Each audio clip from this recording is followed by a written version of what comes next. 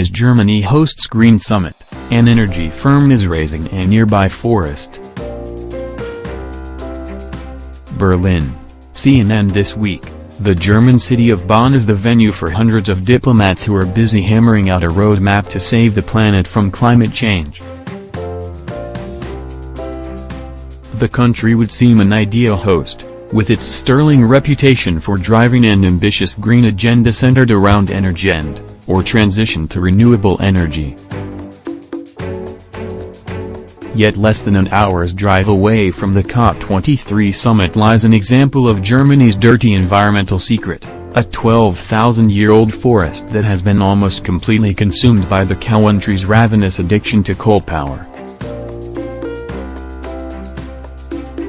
Germany's biggest electricity provider, RWE, runs the vast open-pit mine that encroaches on K.N.B.T forest. Giant steel excavators grind away at the 33-square-mile hole, leaving a scar on the green landscape but producing 40 million metric tons of coal annually. Every year since 1978, the mine has been allowed to fell a section of forest to access the lignite, or brown coal, beneath. As a result, the K.N.B.T woodland has now shrunk to less than 10 of its original size, according to estimates by RWE and environmental activists. A court decision next week could clear the way for logging operations to continue again this year. If the court finds in favor of RWE, the firm says it plans to raze another section of the forest. If you gaze up into the leaves of K.N.B.T forest, you may see the homes of its newest inhabitants perched amid the branches, more than 30 tree houses occupied by around 100 activists who see themselves as guardians of a woodland that sits atop one of the country's richest energy sources. They want to cut the forest down, but they cannot cut the trees we live in. Unless, of course, they drag us down, explained Simon, a 30-year-old former forest ranger who now dedicates himself to environmental activism.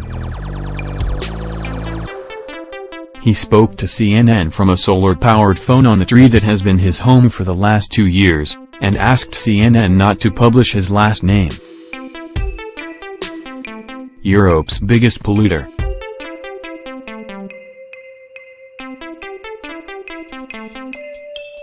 Almost 40% of Germany's electricity comes from coal-powered plants, nearly a quarter from brown coal, making it Europe's biggest polluter, spewing out more than 20% of the greenhouse gas emissions from the European Union, according to Eurostat. We need lignite.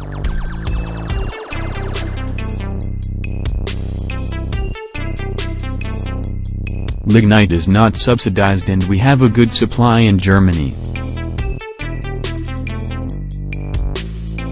It makes us less dependent on imported natural gas, oil or other fossil fuels, Guido Stefan, a representative for RWE, told CNN.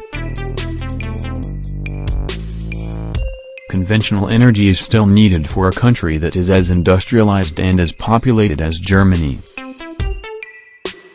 You need a lot of energy, and renewables are just not yet ready to fully supply the country. Germany has invested billions in renewable energy and there has been substantial progress. On one particularly sunny weekend this May, the country was able to meet a whopping 85% of its electricity needs through wind, solar and other clean energy sources, but it was unable to sustain that for long. Previously, the country had relied on nuclear power, but after the 2011 tsunami that disabled Japan's Fukushima nuclear power plant, Chancellor Angela Merkel vowed to shut down Germany's nuclear plants by 2020. That left lignite coal as one of the primary natural resources for Germany's energy needs. The number of coal-powered plants in the country has more than doubled in the last 3 decades, jumping from 35 to 76, according to the Climate Action Network Europe. Many of them are in the North Rhine-Westphalia region, where the K.N.B.T mine is located. Germany had hopes to cut greenhouse gas emissions by 40 in 2020, but that number is more likely to fall to little more than 30, according to the Environmental Ministry. Phasing out nuclear power and coal at the same time does present major challenges, Armin Laschet, the Prime Minister of North Rhine-Westphalia, told attendees at the Climate Change Conference in Bonn, though he remains optimistic. Mining in Germany could end inside the next 2 decades. We don't have an end date.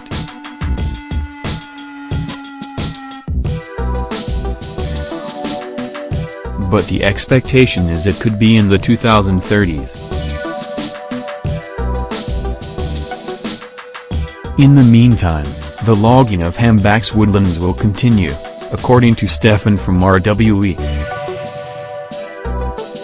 We have had to log most of the K.N.B.T forest in the past, that is true. We are going to continue to log this season as well, it is inevitable. We have to do it because the forest is in the way of the excavators, he explained. Stefan pointed out that RWE has committed to leaving at least 500 hectares of the original forest intact, and said that RWE has planted 10 million trees over the last 40 years on the other side of K.N.B.T in the hopes of cultivating a new forest. Unfortunately, people in favor of the old forest never mention this kind of recultivation, he added ruefully. The energy giant also insists it is working hard to reduce CO2 emissions. Little more than 6 weeks ago, RWE shut down one lignite power station that was emitting as much as 5 million tons of CO2 a year. We will close down more power stations so that by 2050, lignite mining will be finished and the CO2 footprint will be zero, Stefan said. But this takes time.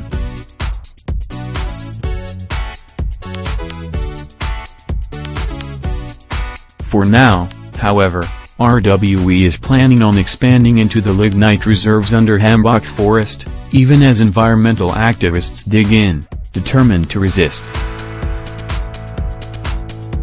They have staged a forest occupation of sorts, creating a treehouse village accessible only by rope ladders and powered by solar panels.